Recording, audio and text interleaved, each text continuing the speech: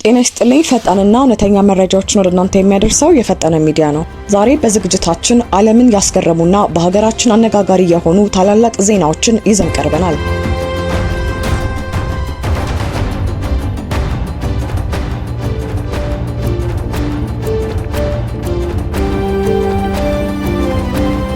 ዓለምን ያስደነገጠው የኤሚሬቶች ውሳኔ የነዳጅ ገበያውና የኦፔክ መፍረስ። ከ1960ዎቹ ጀምሮ የዓለማችን የነዳጅ ገበያ በበላይነት ሲቆጣጠር የቆየው ኦፔክ በአሁኑ ወቅት 13 አባል ሀገራትን የያዘ ግዙፍ ጥምረት ነው። ከሩሲያና ሌሎች 10 ሀገራት ጋር በመሆንም ኦፔክ ፕላስ በሚል የዓለምን 40% የነዳጅ አቅርቦት ሲወስን ቆይቷል። ከዚህ ጥምረት ለመውጣት የወሰነችው ውሳኔ እንደ ኳታርና አንጎላ ያሉ ሀገራት በቅርብ ዓመታት ድርጅቱን ጥለው ከወጡ በኋላ የተመዘገበ ትልቁ ድንገተኛ ክስተት ሆኗል። ለዚህ አስደንጋጭ ውሳኔ በምክንያትነት የተጠቀሱት ኤሚሬቶች በሆርሙዝ የባህር ሰርጥ አካባቢ የሚንቀሳቀሱ የነዳጅ ጫኝ መርከቦች ለጥቃት መጋለጣቸው ክፉኛ አሳስቧታል። በተለይም ከኢራን ሊሰነዘር የሚችለውን ጥቃት ለመከላከል ሌሎች የአረብ ሀገራት በቂ ትብብር አላደረጉልንም የሚል ጠንካራ ቅሬታ ለውሳኔዋ እንደ ምክንያት ቀርቧል። ኤሚሬቶች ባለፉት ጥቂት ዓመታትም የነዳጅ የማምረት አቅሟን በከፍተኛ ሁኔታ ለማሳደግ በቢሊዮን የሚቆጠሩ ዶላር ኢንቨስት አድርጋለች። ሆኖም የኦፔክ የኮታ ገደብ ያሰበችውን ያህል እንዳታመርት አግዷታል። አሁን ግን የራሴን የኢኮኖሚ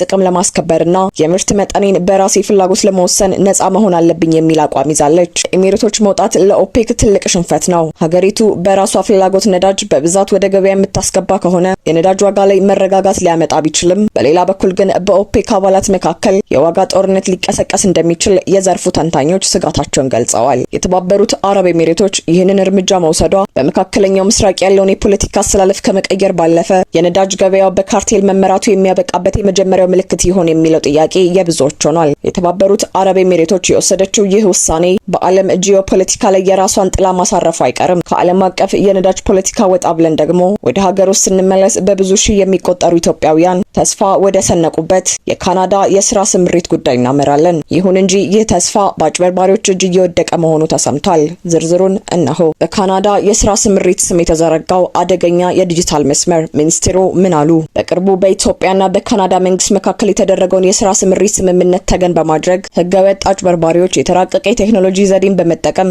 ዜጎችን ለከፍተኛ የኢኮኖሚ ብዝበዛ እየዳረጉ መሆኑ ተሰምቷል። የስራና ክህሎት ሚኒስቴር ባወጣው አስቸኳይ መግለጫ መሰረት በተለይ ኤአይ የሚባለውን ቴክኖሎጂ በመጠቀም የሚኒስቴር መስሪያ ቤቱን ከፍተኛ የስራ ኃላፊዎች ምስልና ድምጽ በማስመሰል ምዝገባ ተጀምሯል የሚሉ ሐሰተኛ ቪዲዮዎች በስፋት እየተሰራጩ ይገኛሉ። እነዚህ ቪዲዮዎች እውነተኛ ስለሚመስሉ ብዙ ዜጎች በቀላሉ ለማታለል ሰለባ የሆኑ መምጣታቸውን ብስራት ሬዲዮ ጨምሮ የተለያዩ የዜና ምንጮች ዘግበዋል። በእርግጥም ሚኒስቴር መስሪያ ቤቱ ከፊውቸር ፊት ኢንተርናሽናል እና በኢትዮጵያ ከሚገኘው የካናዳ ኤምባሲ ጋር በመተባበር ዜጎችን አሰልጥኖ ወደ ካናዳ ለመላክ የሚያስችል ስምምነት ባለፈው ሚያዝያ 1 ቀን 2018 ዓ.ም መፈራረሙ ይታወሳል። ሆኖም ግን ስምምነቱ የተፈረመው ለዝግጅት እንጂ ወዲያውኑ ምዝገባ ለመጀመር አይደለም። በአሁኑ ወቅት ምንም አይነት ይፋዊ የምዝገባ ሂደት አልተጀመረም። አጭበርባሪዎቹ በግል ስልክ ቁጥር በመደወልና በውስጥ መስመር መልእክት በመላክ ቅድሚያ ለከፈሉ እናስቀድማለን የሚል የተለመደ የማታለያ ስልት እየተጠቀሙ ይገኛሉ። ሚኒስቴር መስሪያ ቤቱ እንደገለጸው ማንኛውም ይፋዊ የምዝገባ ጥሪ የሚደረገው በብሔራዊ ቴሌቪዥንና በሬዲዮ ጣቢያዎች በሚተላለፉ ይፋዊ ማስታወቂያዎች እንዲሁም የሚኒስቴር መስሪያ ቤቱ ሰማያዊ የራይት ምልክት ባላቸው የማህበራዊ ትስስር ገጾች ላይ ብቻ መሆኑን አመልክቷል። ከነዚህ ውጪ በግል ስልክ የሚደረጉ ጥሪዎችም ሆኑ የሚላኩ አጫጭር መልእክቶች መስሪያ ቤቱን እንደማይወክሉ በጥብቅ አሳስበዋል። ይህ የካናዳ የስራ ስምሪት እድል ለብዙ ኢትዮጵያውያን ትልቅ ተስፋ ቢሆንም ይህንን ተስፋ ለግል ጥቅማቸው ሊያውሉ የሚነሱ አካላት መኖራቸውን መዘንጋት የለብንም። በተለይ በዚህ በቴክኖሎጂ በረቀቀ ዘመን የምናየውንና የምንሰማውን ነገር ሁሉ እውነት ላይሆን ስለሚችል መረጃዎችን ከመንግስት ገጾች ላይ ማጣራት ልምዳችንን ማሳደግ ይኖርብናል። በዲጂታል ቴክኖሎጂ የታገዘውን ይህን አደገኛ የማጭበርበር ዘዴ ሁላችንም ልንጠነቀቅ ይገባል። አሁንም በዚሁ ተስፋ በሚለው ቃል እንቀጥላለን። ከካናዳው የስራ ስምሪት በተለየ ከዓመታት በፊት አሮጌ መኪናቸውን በአዲስ ለመቀየር ተስፋ ተሰጥቷቸው ዛሬ ግን የቁጭትና የሐዘን ባያፈሰሱ ስላሉት የላዳ ታክሲ ባለቤቶች ጉዳይ ቀጥለን እንመለከታለን። ተስፋ የተሸጠላቸው የላዳ ባለቤቶች እንባና የኤል አውቶ ሚስጥር። ከ5 ከዓመታት በፊት በአዲስ አበባ ከተማ ትልቅ ተስፋ ሰጪ ዜና ተሰማ። ከተማዋን ካሮጌ መኪና እናጸዳለን፣ የላዳ ታክሲ ባለቤቶችንም ባለቤት እናደርጋለን የሚል መርሃ ግብር በኤላውቶ ኢንጂነሪንግ አማካኝነት በታላቅ ድምቀት ተጀመረ።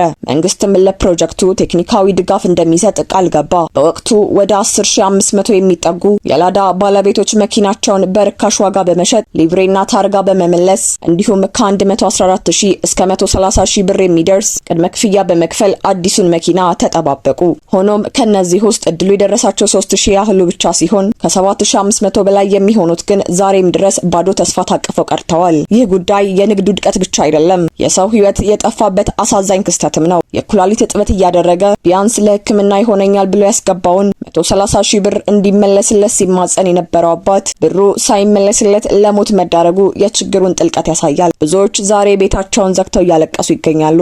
አሮጌ መኪናቸውን የሸጡት በ50000 ብር አካባቢ ሲሆን ዛሬ በዚያ ዋጋ ብስክሌት እንኳን የማይገኝበት የዋጋ ግሽበት ሀገሪቱን አጥለቅልቋታል። ያን ያስገባነው 130000 ብር ዛሬ ዋጋው ረክሷል፣ መኪናውም የለም የሚለው የባለቤቶቹ ስሞታ ፍትህ የራቀው መሆኑን ያመለክታል። በአጭር ወር ትረከባላችሁ ተብለው የተገቡት ቃላቶች ዓመታትን አስቆጥረዋል። ፕሮጀክቱ ለምን ቆመ? የሰርቶ አዳሪዎች ገንዘብስ የት ደረሰ? የሚሉ ጥያቄዎች ምላሽ አላገኙም። ባለሀብቱና የሚመለከታቸው የመንግስት አካላት ለጉዳዩ ትኩረት ባለመስጠታቸው ተበዳዮች ድምጻቸውን ወደ ማህበራዊ ሚዲያ ለማውጣት ተገደዋል። የላዳ ባለቤቶች ዛሬ የሚጠይቁት ሁለት ነገሮችን ብቻ ነው። ወይ መኪናቸው ይሰጣቸው፣ ካልሆነ ግን ያስገቡት ገንዘብ ዛሬ ባለው የገበያ ዋጋ ታስቦና ተተምኖ ይመለስላቸው። ይህ ካልሆነ ግን ጉዳዩ ከኢኮኖሚ ቀውስ ባለፈ በመንግስትና በህዝብ መካከል ያለውን መተማመን የሚሸረሽር አደገኛ አዝማሚያ ይሆናል። ለዛሬ ያዘጋጀናቸው ወቅታዊ መረጃዎች እነዚህን ይመስሉ ነበር። መረጃው ለሌሎችም እንዲደርስ ቪዲዮን ላይክ እና ሼር ማድረጋችሁን አትርሱ።